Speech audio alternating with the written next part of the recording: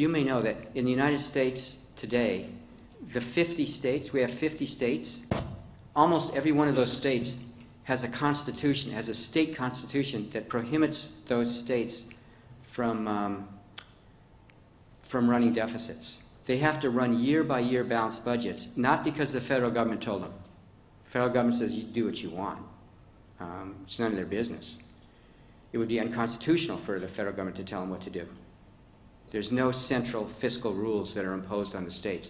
But the states themselves have state constitutions that say we must balance the budget year by year.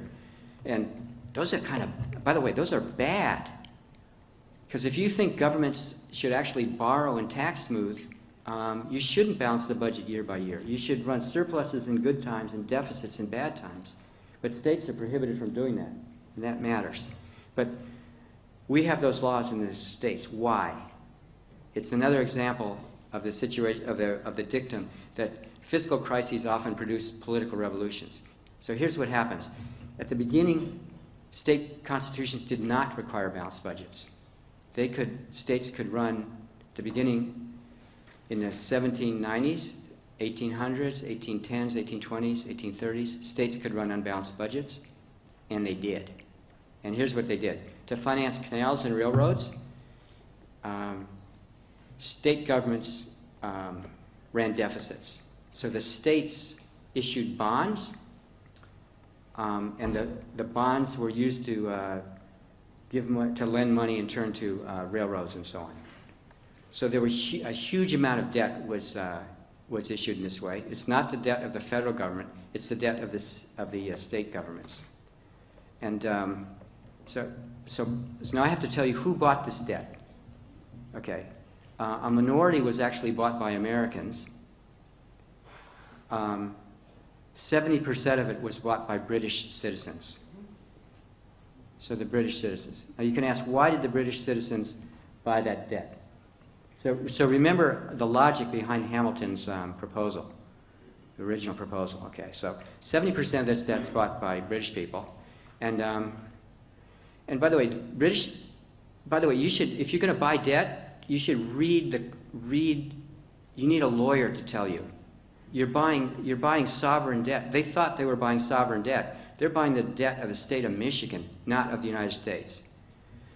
So they could go ask their lawyer, and the lawyer might say, it's fine, because go read the U.S. Constitution.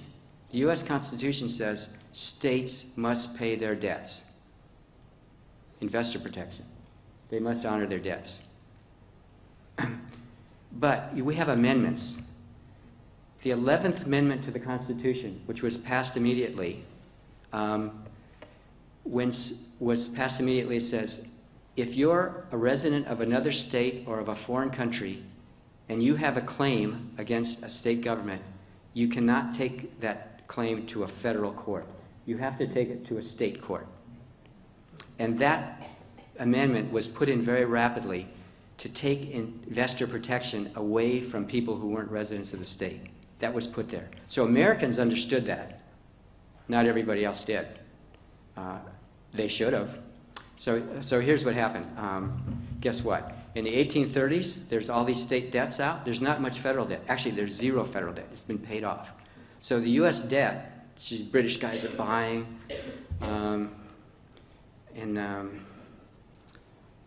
it's huge.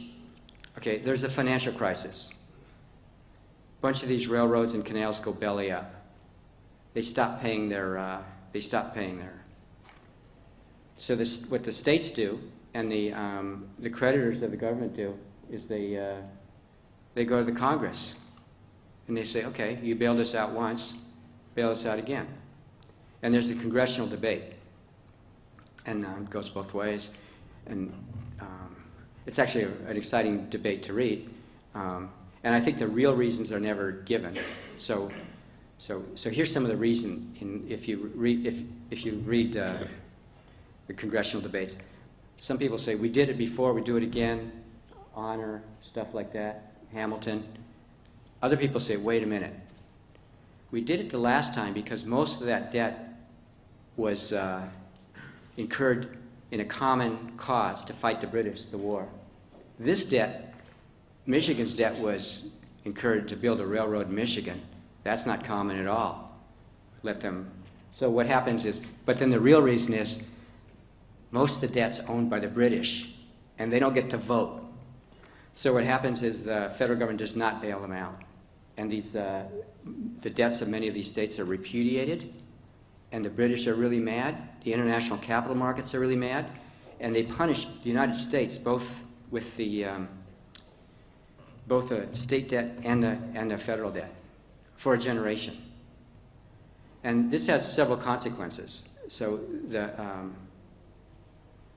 it has several consequences. One is states rewrite their constitutions to require balanced budgets year by year. There's a flurry of rewriting of constitutions, and for me, within a state, that's a political revolution, meaning redesigning who decides what, when, under what information. So there was a consequence of this failure to bail out.